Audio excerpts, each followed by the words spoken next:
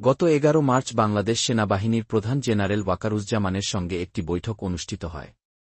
ওই বৈঠক নিয়ে হাসনাত আব্দুল্লাহ ও সার্জিস আলম সামাজিক যোগাযোগ মাধ্যমে পৃথক দুটি পোস্ট দেন। এরপর থেকেই তাদের সদস্য পদ স্থগিত এবং দল থেকে বহিষ্কারের দাবি সংবলিত একটি চিঠি অনলাইনে ছড়িয়ে পড়ে।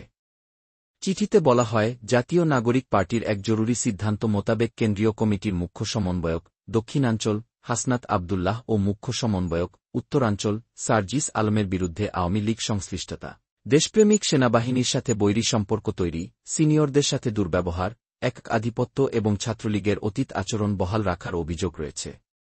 এ কারণে তাদের স্বীয় পদ স্থগিত করা হল এবং প্রাথমিক সদস্য পদ থেকে স্থায়ী বহিষ্কার করা হল। কুপদ থেকে অব্যাহতি ও সদস্য পদ স্থগিত প্রসঙ্গে ছড়িয়ে পড়া ওই চিঠিতে বলা হয়, জাতীয় নাগরিক পার্টির এক জরুরি সিদ্ধান্ত মোতাবেক কেন্দ্রীয় কমিটির মুখ্য সমন্বয়ক দক্ষিণাঞ্চল হাসনাত আব্দুল্লাহ ও মুখ্য সমন্বয়ক উত্তরাঞ্চল সার্জিস আলমের বিষয়ে আওয়ামী লীগ সংশ্লিষ্টতা, দেশপ্রেমিক সেনাবাহিনীর সাথে বৈরী সম্পর্ক তৈরি, পার্টিতে সিনিয়রদের সাথে বেয়াদবি, আধিপত্য, ছাত্রলীগের অতীত পশুত্বপনা এখনও আচরণে থেকে যাওয়া, ঘোড়া ডিঙ্গিয়ে ঘাস খাওয়াসহ অগণিত কারণে এই দুজনের স্বীয় পদ স্থগিত করা হল এবং তাদের প্রাথমিক সদস্য পদ থেকে স্থায়ী বহিষ্কার করা হল।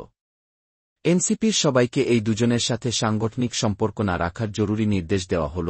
রিউমার স্ক্যানার টিমের অনুসন্ধানে জানা যায়, হাসনাত সার্জিসের ফেসবুক স্ট্যাটাস বিতর্কে জাতীয় নাগরিক পার্টির পক্ষ থেকে তাদের সদস্য পদ স্থগিত ও দল থেকে তাদের স্থায়ীভাবে বহিষ্কার করার দাবিটি সঠিক নয়, বরং এ সংক্রান্ত চিঠিটি ভুয়া বলে জানিয়েছে রাজনৈতিক দলটি। অনুসন্ধানে জাতীয় নাগরিক পার্টির ফেসবুক পেজে আলোচিত দাবির সপক্ষে কোনো প্রেস বিজ্ঞপ্তির পোস্ট বা তথ্য খুঁজে পাওয়া যায়নি। এনসিপি যুগ্ম সদস্য সচিব সালেহ উদ্দিন সিফাত চিঠিটি ভুয়া বলে নিশ্চিত করেছেন। তিনি বলেন, আমি এই ধরনের চিঠি ইস্যু করিনি। এই চিঠিটি ভুয়া।